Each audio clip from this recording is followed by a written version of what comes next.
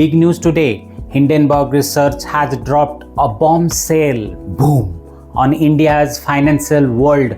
They have accused SEBI, India's top market regulator, of being too cozy with the Adani group.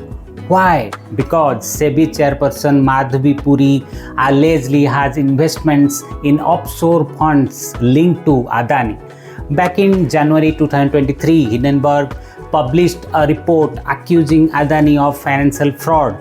But now they are saying SEBI didn't take action because of a conflict of interest.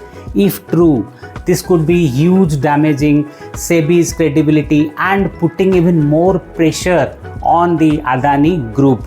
This story is still unfolding, but it's a reminder of how important transparency is. Stay tuned for more updates. Visit thetruehr.com to know more, and don't forget to like, share and follow